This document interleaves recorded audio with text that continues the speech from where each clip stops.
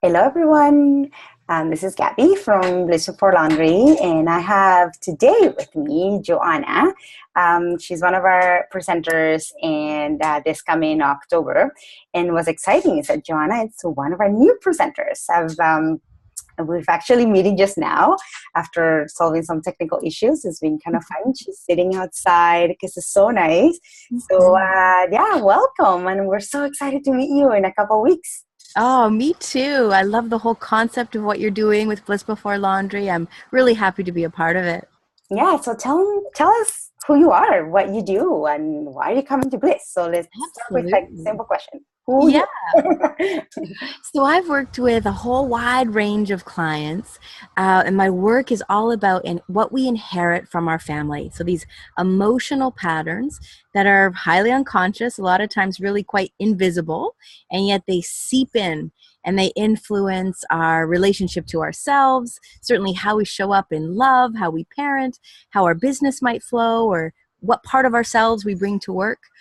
Who we are inside our family is how we show up outside in life. And so we get a little clarity, we get a little bit of healing and understanding in that piece so that life can just flow with a lot more ease and grace.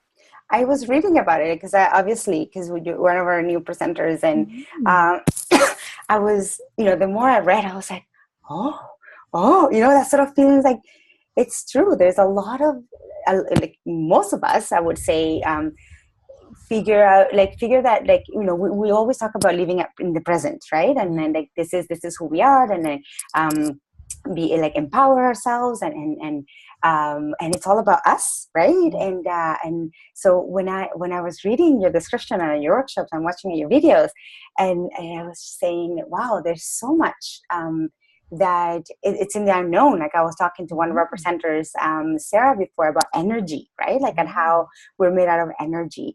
And now you're saying, that you've also over so many years and talking to so many people, how our patterns and who we are come from so much from who we come from, right? And it's such an interesting um, puzzle, like a piece of a puzzle that we don't consider.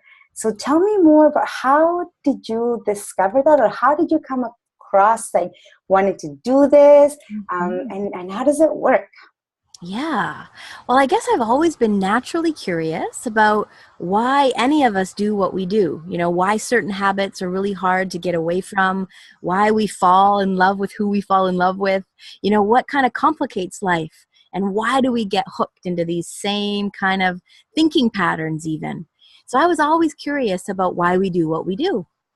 And the more I would read, the more I would understand none of us get to be the way we are by accident. And that led me down this whole other path of understanding. When we think about it biologically, chromosomally, we're half our mom and we're half our dad. Mhm. And these family influences shape our lives much more than we ever realized. The work that I do has been around, gosh, almost 50 years. And now even traditional science is starting to understand what we've seen in this work for almost 5 decades. And it's a body of arm of science, I guess you could say, that's called epigenetics. And Mhm. so I love to study about that and neuroscience, so that, just as you said, how does it work? It's one thing to intellectually understand, Exactly. Yeah. how it gets. Excuse you, that's you. When we cough, it's different than a sneeze. Um, so that we really want to look at how do we show up more of ourselves, not repeating what was painful or unresolved for mom and dad.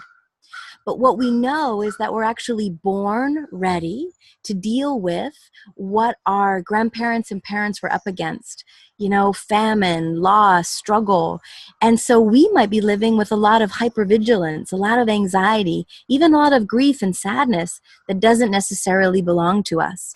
So until we, I guess, build some awareness, build some understanding about those influences, it's really hard to just think positively or just be in the present moment, Yeah. because we've got these invisible forces that are kind of playing on us.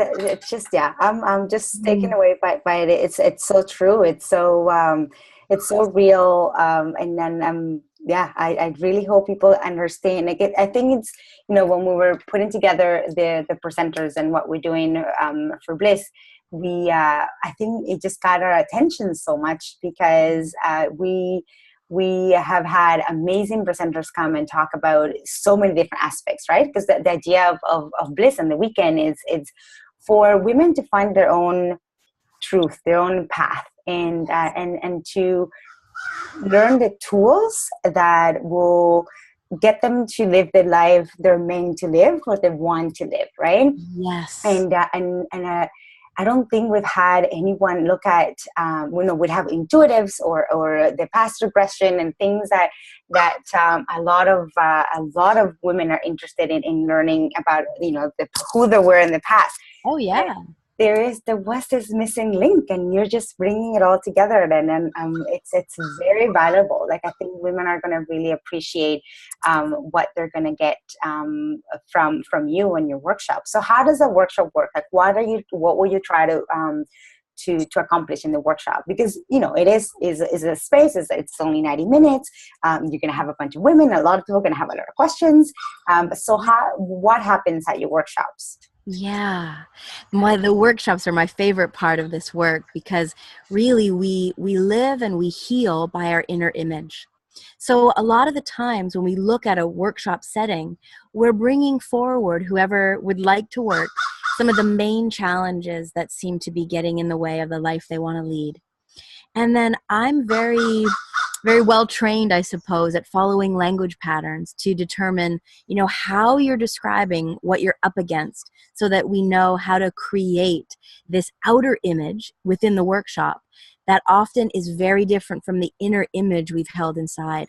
So let me give you a bit of an example. Mm-hmm. Let's say someone comes forward and says, I'm right on the verge of divorce. I keep having the same arguments with my spouse and I just don't know what else to do.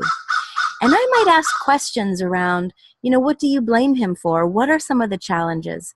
And maybe she tells me, he's so controlling. I don't get to make my own choices. Right away, I'm going to begin to look at what went on for her as a little girl. 9 times out of 10, she's going to have that experience of being parented that way. I've seen it over and over again that our partners show up exactly as we need them to sort of guide us to heal this deeper part. That noisy bird wasn't here before. Sorry about that. He wants to join in with our little conversation. Hey, it's nature. They're enjoying the weather as well. So yeah, they're part of this. They're part of it. And so really we're looking at creating a healthier outer image than that reference point what we come back to. That when we can look at the understanding that, wow, this partner is kind of showing me by what he's doing, what acts like a live wire inside of my body. Because we can never change the other person. And a lot of it is, how am I responding? What's my 50% of this relationship? So that I can get very clear around maybe how can I respond differently? Is this healthy for me to remain in this relationship? Or is it more about just showing up differently? So we kind of tease apart those places. And, the philosopher, the founder of this work, has groups of 800 and 900 people in his workshops. So there is profound power in simply observing this work, even if, as you say, there's just 90 minutes, even if you yourself don't get a chance to step in. It's kind of like just hanging around this work, you can't help but be transformed, whether you're actively participating or observing. And because it's experiential, because it's a group effort, there is a chance for you to step into another person's piece of work. And that there is so remarkable as well. I know, and that's something that we've actually noticed, and we're grateful that we're able to provide this, because a lot of women, a lot of us don't look out, don't search out for. We don't even know what is it that we need or what we're looking for. Mm-hmm. So having this opportunity to even just sit as an observant, like just sit in the back or be silent.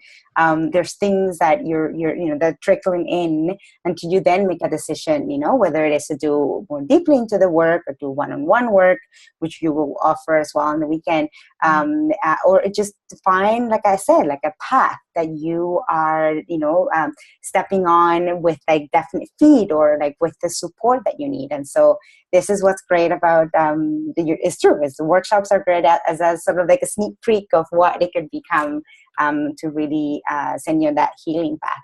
So yeah, I'm very, very excited. I could ask you 100 questions, but we're not going to go into details because we want people to come, we want people to experience you. And if they're not be able to come to Bliss for whatever reason this weekend, you're going to be around. You're part of our Bliss family. So welcome to our Bliss family. Well, I said that at the beginning. And just the sound of that sounds like something I want to be a part of. Yeah. So thank you for this wonderful minutes, and we hope that if anyone has a question, please post them in the comments. I'll tag Johanna, and we can carry on the conversation, and we will see you in 3 weeks and meet you. And yeah, thank you so much for your time. Thank the bird for us for being part. And we'll be in touch, and we'll see you soon. Sounds great, Gabby. Thanks so much. Thank you. See you soon.